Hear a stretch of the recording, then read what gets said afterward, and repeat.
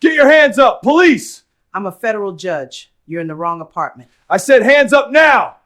Officers, I'm Judge Patricia Morrison. Check your warrant. This is 4B, not 4D. On the ground now!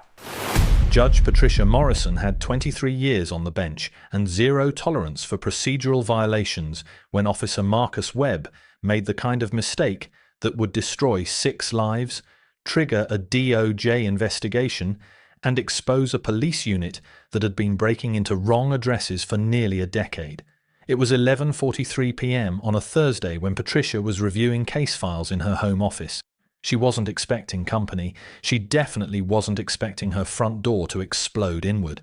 But here's what makes this case different from every wrong address story you've heard.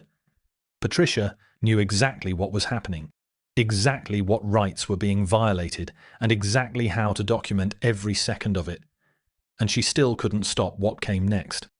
Before we go further, where are you watching from? If this is your first time here, hit that subscribe button. Stories like Judge Morrison's shouldn't just disappear when the news cycle moves on. Your support encourages us to continue creating awareness of these kinds of systemic issues. Marcus Webb had been with the Metropolitan Police for 11 years. His narcotics unit had executed 847 search warrants during his career. 127 of those warrants, 15% of his unit's total raids, were later found to have address discrepancies. That's not a typo. 127 wrong doors kicked in. 127 families traumatized. And somehow nobody in his chain of command found this concerning enough to investigate. This pattern would cost the city $47 million. But that number doesn't even begin to cover the real damage.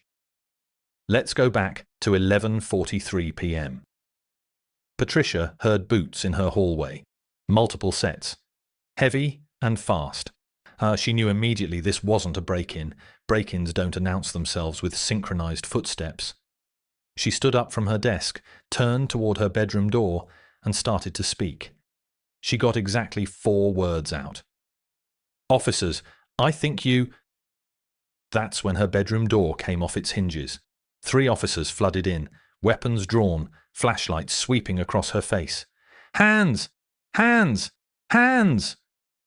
Patricia raised her hands slowly, not because she was afraid, though anyone would be, but because she was already documenting, already cataloguing, already preparing the lawsuit that would dismantle this entire operation. "I'm Federal Judge Patricia Morrison," she said, her voice steady despite the adrenaline. "You've entered the wrong apartment. My credentials are on my desk. The warrant you're holding is for 4D. This is 4B. Webb didn't lower his weapon. He didn't check the apartment number. He didn't radio his team. Instead, he said something that would later be described by federal prosecutors as the most damning 7 words in the entire case file. "Shut up and get on the ground." A federal judge, telling him his legal position, in her own home. And his response was to give an unlawful order. Patricia complied, not because the order was lawful, it wasn't, but because 3 guns were pointed at her chest, and she understood something most civilians don't. You survive the encounter first, you win the lawsuit second. She got on her knees, then her stomach, hands behind her head. That's when Webb's partner, Officer Jason Chen, swept her living room with his flashlight and noticed something. Framed photographs on the wall. Patricia shaking hands with the governor. Patricia being sworn in. Patricia in judicial robes. Marcus?" Chen's voice had changed. "You seeing this?" Webb was busy handcuffing Patricia, steel clicking around the wrists of a woman who'd spent 2 decades sending people to prison for constitutional violations. The irony was not lost on Patricia. "Marcus," Chen said again, louder now, "we might have a problem." That's when Webb finally looked up and saw the Columbia Law Diploma on the wall, saw the judicial commendation certificates, saw the photograph of Patricia standing in the Supreme Court. If you're thinking Webb apologized, de-escalated, and called a supervisor, you haven't been paying attention to how these stories work. Type accountability in the comments if you think you know what happened next. Webb didn't apologize. He doubled down. Anyone can put pictures on a wall, he said. We'll sort this out at the station. Patricia, face down on her own carpet, hands cuffed behind her back, said something that would be quoted in every legal filing for the next 3 years. Officer Webb, I'm ordering you to check your warrant against this apartment number. If you proceed with this detention after confirming the address discrepancy, you are knowingly violating my Fourth Amendment rights. I am explicitly stating that I do not consent to this search or seizure. Everything you do from this moment forward is being done with full knowledge that you are acting unlawfully. She wasn't pleading. She wasn't afraid. She was building a legal record in real time, and Webb knew it. His face, captured on his own body camera, went from confident to something else. Something between rage and panic. Because he'd just realized what Chen already knew. They were in the wrong apartment. But here's where it gets worse. Webb had options. He could have checked the warrant, could have radioed his supervisor, could have apologized and left immediately. Instead, he made the decision that would end his career and expose his entire unit. He decided to search the apartment anyway. Secure the rooms, he told his team. Chen hesitated. Marcus, I really think we should. I said secure the rooms. Officers fanned out through Patricia's apartment, opening closets, checking under her bed, rifling through her bathroom cabinets. Looking for drugs they would never find in the home of a federal judge who'd never had so much as a speeding ticket. Patricia remained on the floor, still handcuffed, in watching her constitutional rights get violated in slow motion. She counted 4 separate searches of rooms, noted which drawers were opened, which items were moved. Later, she'd be able to testify to exact timestamps because she was watching her wall clock the entire time. 14 minutes. That's how long Webb kept a federal judge handcuffed on her own floor while searching an apartment he knew, by minute 6, was the wrong address. Because at minute 6, Chen found Patricia's judicial ID badge on her kitchen counter, the one with her photo, her title, her badge number. He brought it to Webb. Webb looked at it, looked at Patricia on the floor, looked at his team ransacking her apartment, and still didn't stop. Subscribe before we continue. Because what Webb did next triggered a federal investigation that uncovered something so systematic, so protected that even veteran civil rights attorneys called it one of the worst cases of institutional failure they'd seen in decades. By minute 8, Chen was practically begging. Marcus, this is a federal judge. We need to call this in. We'll call it in after we finish. After we finish what? There's nothing here. This is the wrong apartment. You know it's the wrong apartment. Webb kept searching. Here's what the federal investigation would later reveal. Webb knew exactly what he was doing. He knew that admitting the mistake immediately would require a supervisor response, an incident report, and questions about how his team got the address wrong. But if he completed the search and found nothing, and he could write it up as address discrepancy noted after lawful search yielded no evidence. The difference between those two scenarios was the difference between a reprimand and a lawsuit. Webb chose the lawsuit. At minute 12, Patricia's neighbor, an attorney named David Chen, no relation to Officer Chen, heard the commotion through the shared wall. He did what any good neighbor would do. He knocked on Patricia's door. No answer. He knocked louder. The door was already broken, hanging at an angle. He pushed it open and saw 3 police officers standing in his neighbor's apartment while she was handcuffed on the floor. What the hell is going on? Webb spun around. Sir, you need to leave this area immediately. That's Judge Morrison. Why is she on the ground? Sir, final warning. I'm calling 911. Think about that for a second. A man had to call 911 because police were in the process of violating someone's rights. The dispatcher didn't know what to do with that call. David had to explain, multiple times, that yes, police were there, and yes, he was calling about the police. The dispatcher connected him to a supervisor. That supervisor radioed Webb's lieutenant.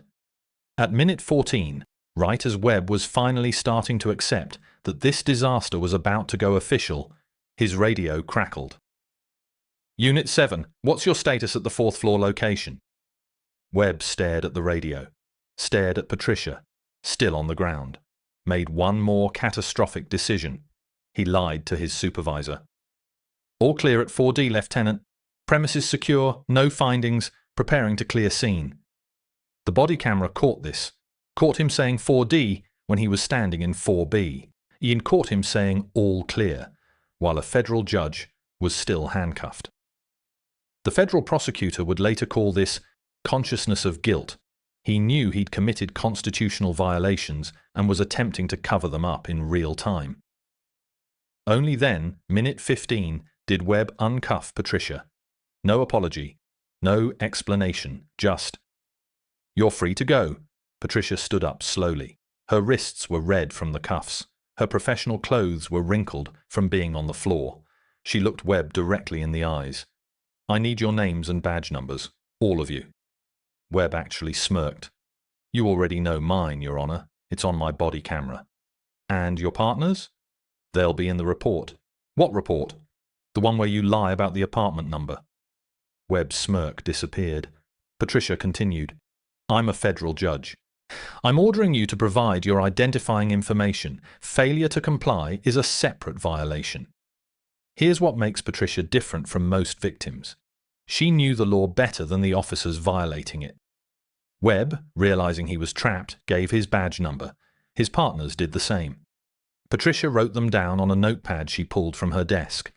Then she said something that would become the opening line of a 47-page federal complaint. "Officer Webb, you just violated the Fourth Amendment rights of a sitting federal judge in her own home. You continued that violation for 15 minutes after being shown proof of your mistake. You lied to your supervisor about your location, and you searched my private residence without consent, without cause, and without legal authority. I will see you in federal court." Webb's face went pale. Not because he suddenly felt remorse, but because he realized his career was over. Before we get to what happened next, if you think Judge Morrison was about to get justice quickly, type "system" in the comments. Because what actually happened will show you exactly how far police departments will go to protect their own. The officers left at 12:03 a.m., 20 minutes after breaking down Patricia's door. Patricia immediately called two people, her attorney and the chief judge of her district. Both arrived within the hour. By 3 a.m., she'd drafted a preliminary timeline. By 8 a.m., her attorney had filed a formal complaint with Internal Affairs and the DOJ Civil Rights Division. By noon, the story was on every major news outlet. Federal judge detained in wrong apartment raid.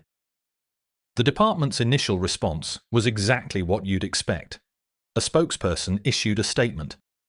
"We are reviewing the incident and will take appropriate action based on our investigation." Translation: "We're hoping this goes away." It did not go away. Because Patricia didn't just file a complaint, she filed a federal civil rights lawsuit. She testified before the city council. She gave interviews to every media outlet that asked. And she did something most victims can't. She used her legal expertise to demand the department's complete raid history for the past decade. What she found should terrify you. Webb's unit, the Metro Narcotics Task Force, had executed 847 search warrants over 11 years. 127 had address errors. But here's the detail that makes your blood boil. The department knew.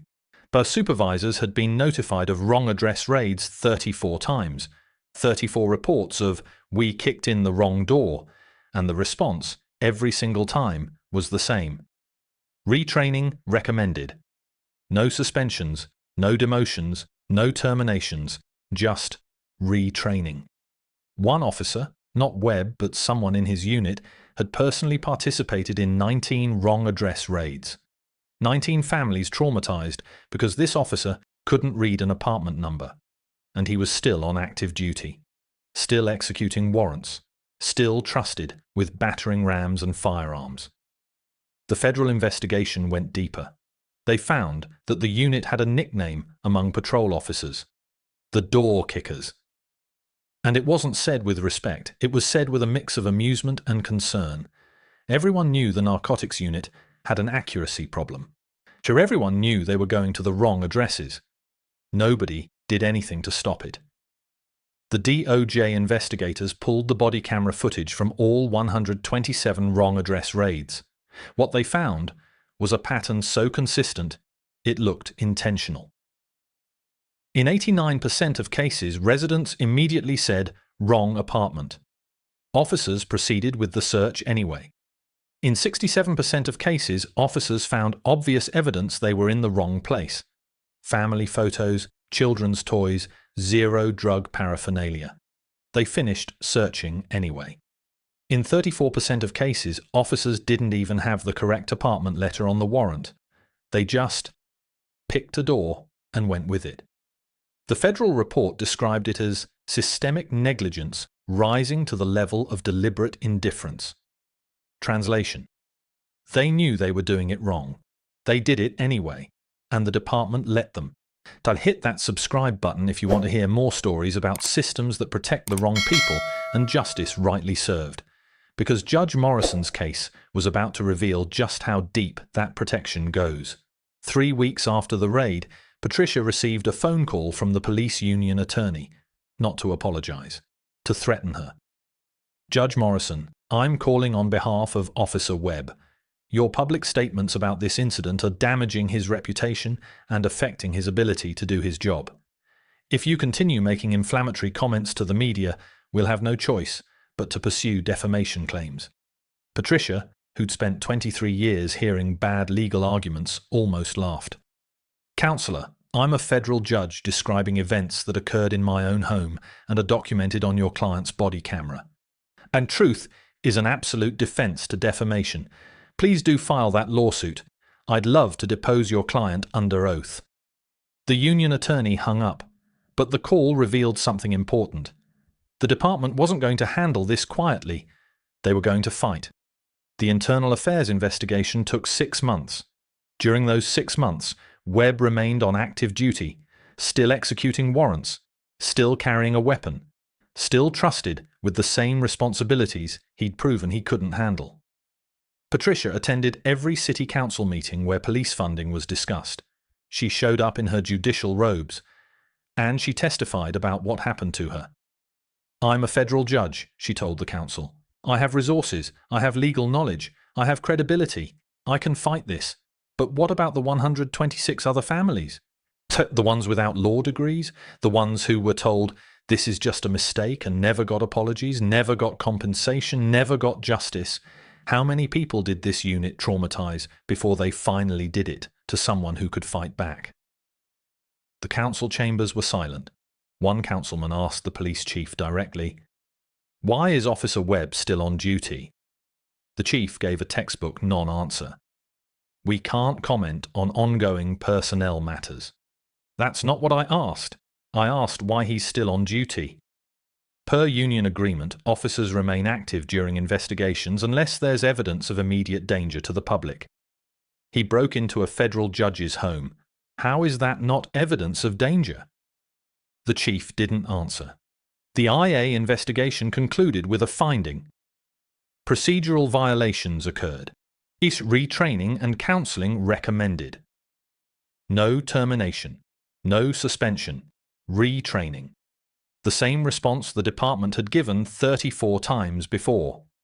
Patricia's attorney filed a motion in federal court to compel the department to release the full investigation file. The department fought it, claimed personnel privacy and ongoing investigation. The federal judge, not Patricia, but one of her colleagues, wasn't having it. The defendant department conducted a raid on a sitting federal judge and is now claiming privacy protections for the officers involved. Motion granted. Full file to be produced within 14 days. When that file arrived, it contained something explosive, an email, sent from Webb's lieutenant to the unit supervisor 3 years earlier. The subject line: Address Verification Concerns. Body: We're averaging 2 to 3 wrong address entries per month. This is becoming a liability issue. Recommend mandatory address confirmation protocol before warrant execution. The supervisor's response, sent 2 hours later. Noted. We'll discuss at next training. There was no next training, no protocol change, no mandatory verification, just an email trail proving the department knew they had a problem and chose to ignore it. The federal prosecutor leading the civil rights investigation called it smoking gun evidence of deliberate indifference, because it proved the department knew officers were breaking into wrong addresses, knew it was a problem, and did nothing to fix it. That email became Exhibit A in the DOJ's case. Now here's where the story takes a turn that even Patricia didn't expect. There are 2 months after the federal file was released, Patricia started getting calls from victims, other people who'd had their doors kicked in by Webb's unit, a grandmother whose apartment was raided while she was babysitting her grandchildren, a college student who was held at gunpoint in his boxers while officers searched for drugs that weren't there, a nurse who'd just gotten off a 12-hour shift and woke up to flashlights in her face. 127 wrong addresses, but most of those families never knew they could sue, never knew they had rights, never knew the department had a pattern. Now they knew. Patricia's attorney helped 19 of them file federal lawsuits. The city's legal bills started climbing into 8 figures. So the mayor, who'd been publicly supporting the police department, quietly asked the city attorney to explore settlement options. Translation: make this go away before it gets worse. But Patricia didn't want a settlement.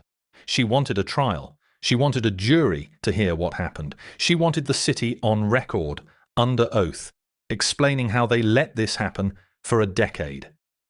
The city offered her $2 million to settle. She refused. They offered $3.5 million. She refused. This isn't about money, she told her attorney. This is about accountability. Subscribe if you want to see how this ends, because what Judge Morrison demanded in court wasn't just compensation, it was a complete restructuring of how the department operates. And the city's response will show you exactly how much they value avoiding embarrassment over preventing future violations. The trial started 18 months after the raid. Patricia's legal team presented the body camera footage, showed the jury every second of her being handcuffed on her own floor, showed them Webb's face when he realized his mistake, showed them him continuing the search anyway. Then they presented the emails, the ones proving the department knew about the address problem, the ones proving they did nothing. Then came the statistics. 127 wrong addresses in 11 years, 34 supervisor notifications, 0 terminations, 0 suspensions, 0 meaningful consequences. The city's defense was exactly what you'd expect. Officer Webb made a mistake in a high-pressure situation. Patricia's attorney demolished it in cross-examination. Was it a high-pressure situation when he kept Judge Morrison handcuffed for 6 minutes after finding her judicial ID? Officer Webb was following department protocol. Which protocol requires searching an apartment after confirming it's the wrong address? The stress of tactical operations, did that stress prevent him from reading the apartment number on the door? The defense attorney had no good answers, because there were no good answers. The jury deliberated for 4 hours, found the city liable on all counts: Fourth Amendment violations, excessive force, failure to train, failure to supervise, deliberate indifference. Awarded Patricia $4.7 million in damages. But here's what made this verdict different. The jury also imposed $47 million in mandatory reforms. That's not a typo. The jury didn't just award money. They ordered the city to completely overhaul how search warrants are executed.